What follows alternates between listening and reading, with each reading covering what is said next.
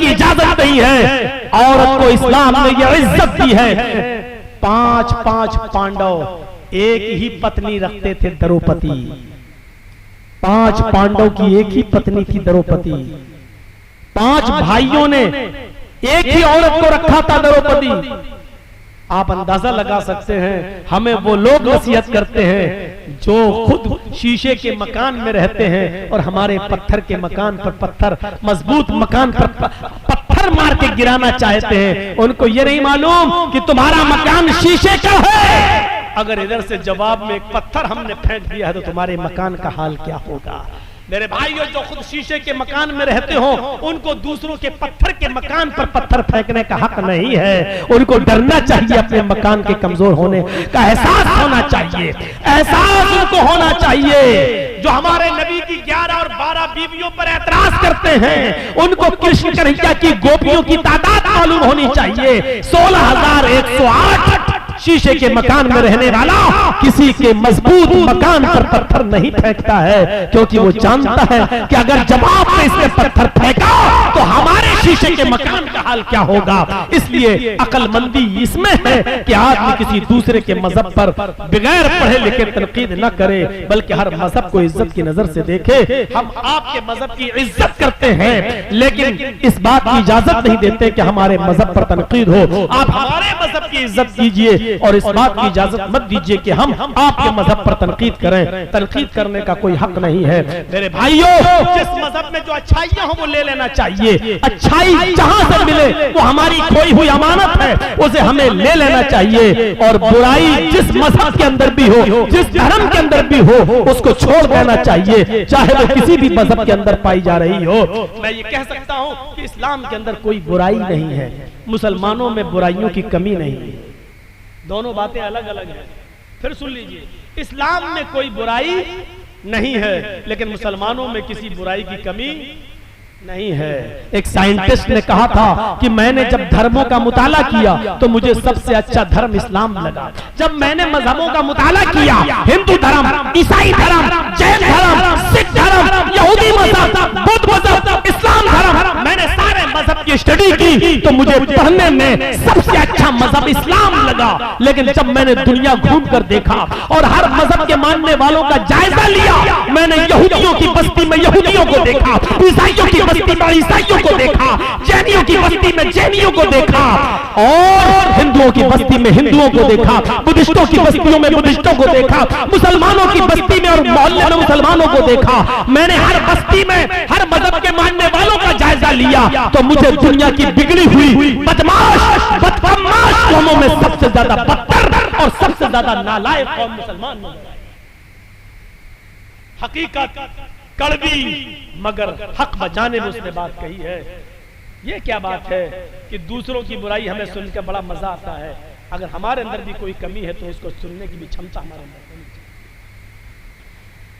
हम उस साइंटिस्ट की तारीफ करते हैं कि उसने हमारे मजहब को गलत नहीं कहा। हम उस साइंटिस्ट की तारीफ करते हैं कि कौमों का मुआयना करने के बाद सबसे ज्यादा कमी उसको अगर नजर आई तो मुसलमानों की नजर आई। उसने क्या कहा? मैंने जब धर्मों का मुताला किया तो सबसे अच्छा मजहब इस्लाम लगा, लेकिन जब हमने कौमों का मुआयना किया तो सबसे बदतर कौम मुझे मुसलमान नजर आई। और आप देख लो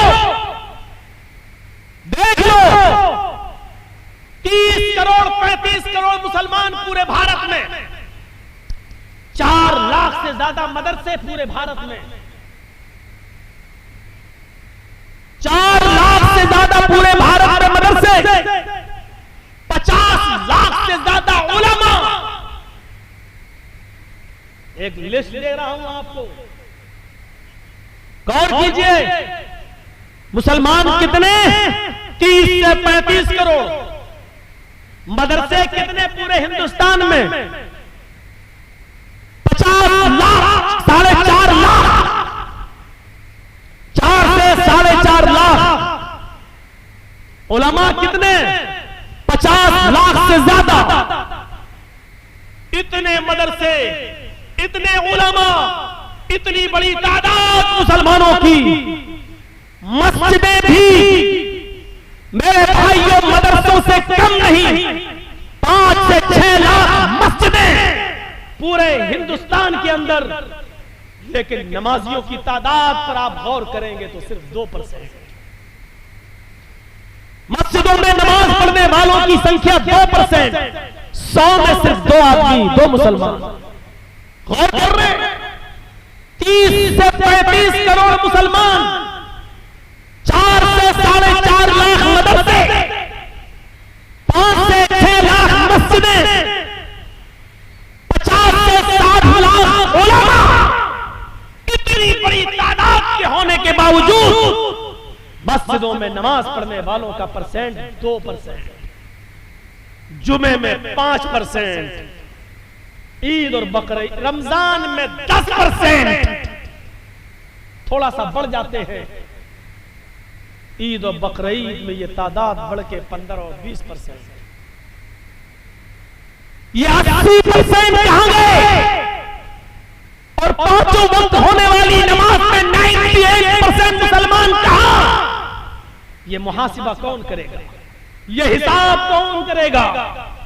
तुम अपने बच्चों से उनकी पढ़ाई लिखाई का हिसाब नहीं कर पाते हो, नमाज और रोजे का हिसाब क्या करोगे?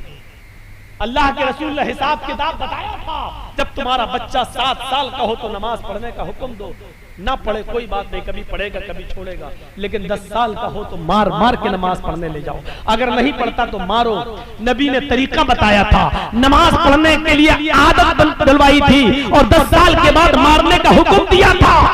लेकिन जब बाप ही नमाज नहीं पढ़ता तो वो अपने बच्चे को क्या मारेगा? हम तसव्वुर करें, गुस्सा आता है। मैं ये नहीं कहूंगा कि गुस्सा नहीं आना चाहिए, गुस्सा जिंदों को आता है, मुर्दों को नहीं। गुस्सा जिंदों को आता है, मुर्दों को नहीं। मैं बिल्कुल नहीं कहूंगा कि तुम्हें गुस्सा नहीं आना चाहिए, गुस्सा आना चाहिए, लेकिन गुस्सा कब आना चाहिए? जब कोई जय श्री राम का नारा लगाए तो उसके जवाब में तुम अल्लाहु अकबर का नहीं। गुस्सा तब आना चाहिए जब आप अपने बेटे के हाथ में शराब की बोतल देखें। गुस्सा तब आना चाहिए जब रात के 12 बजे आपकी जवान बेटी बिस्तर पर लिहाफ रजाई के अंदर मोबाइल चला रही है और फेसबुक चला रही है, एंड्रॉइड मोबाइल इस्तेमाल कर रही है। आपको गुस्सा आना चाहिए। आपको गुस्सा आना चाहिए कि आपकी बीवी पूरे दिन बाजार में शॉपिंग करती रही और शाम को घर आई। आपको गुस्सा आना चाहिए कि बेपर्दगी के साथ वो घर से निकली तो किसकी इजाजत लेके गई। आपको गुस्सा आना चाहिए कि आपकी बेटी स्कूल जाती है तो किसके साथ जाती है और किसके साथ आती है। उसके आने और ले जाने के लिए कौन, आपने किसको मुतय्यन किया है। अकेले अगर जाती है या मोहल्ले की चंद सहेलियों के साथ जाती है तो आपको मोहल्ले और गांव की चंद सहेलियों पर एतबार कैसे है, क्योंकि सहेलियां एक दूसरे की सहेली होती है। तुम मेरी मत कहना, मैं तुम्हारी नहीं कहूंगी। तुम अपने बॉयफ्रेंड के साथ जाओ, हम अपने बॉयफ्रेंड के साथ जाते हैं और घर जब पहुंचेंगे तो हम लोग एक साथ हो लेंगे, तुम हमें फला जगह पे मिल जाना। आपने अपनी बेटी को गांव की चंद लड़कियों के साथ स्कूल जाने की इजाजत कैसे दे दी, और दे दी तो आपने उसका पीछा करके कभी देखा, कभी आपने पूछा कि स्कूल से ये लड़की कितने बजे गई, हमारे घर पे कब पहुंचती है। ये हिसाब किताब कौन करेगा। मुसलमानों, तुम हिसाब किताब करने वाली कौम हो। तुम बच्चों के लिए अगर बाप हो तो अपने बच्चों का हिसाब लो, शौहर हो तो अपनी बीवी का हिसाब लो, अगर भाई हो तो अपनी बहन का मुहासिबा करो। मुहासिबा जिंदे करते हैं, मुर्दों से हिसाब नहीं लिया जाता है। हिसाब जिंदों से तलब किया जाता है, मुर्दों से नहीं। तुम जिंदा कौम हो, हम तुमसे हिसाब ले सकते हैं। ये मदरसे में कितना चंदा हुआ है आपने दिया है, आप हिसाब लो मदरसा कमेटी से। मदरसे कमेटी के लोगों को बुरा नहीं मानना चाहिए, क्योंकि एक एक रुपया आपकी अमानत है, आपके बच्चों पर ही खर्च होगा। इसलिए हिसाब जिंदे लेते हैं, हिसाब जिंदे देते हैं। हजरत उमर जब मिंबर पे खड़े हुए और नई कमीज पहनकर खुतबा देने लगे तो एक नौजवान उठा और कहने लगा, उमर खुतबा देना बंद कर, तकरीर करना बंद कर, खुतबा नहीं देने दूंगा। हजरत उमर ने कहा क्यों, वजह क्या है। कहा पहले इस बात का हिसाब दो, ये नया कुर्ता तुम्हारे पास कहां से आया। तुम्हारी तनख्वाह बैतुल माल से इतनी नहीं है कि तुम नई कमीज सिला सको, आज नया कुर्ता तुम्हारे पास कहां से आया। हजरत उमर कहने लगे कि इसकी सफाई मेरा बेटा देगा।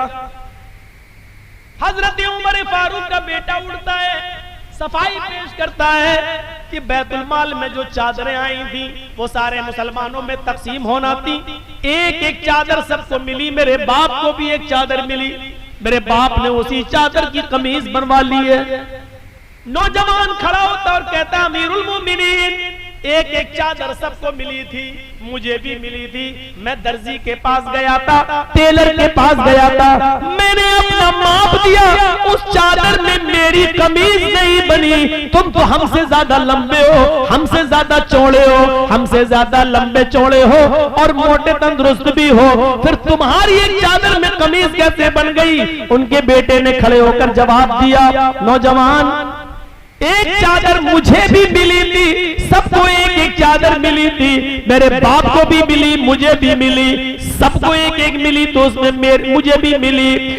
मेरे बाप की अपनी चादर में जब कमीज नहीं बनी तो मैंने अपनी चादर भी अपने बाप को दे दी। मेरी और अपनी दोनों कमीजें मिलाकर मेरे बाप ने दोनों चादरें मिलाकर कमीज बना ली।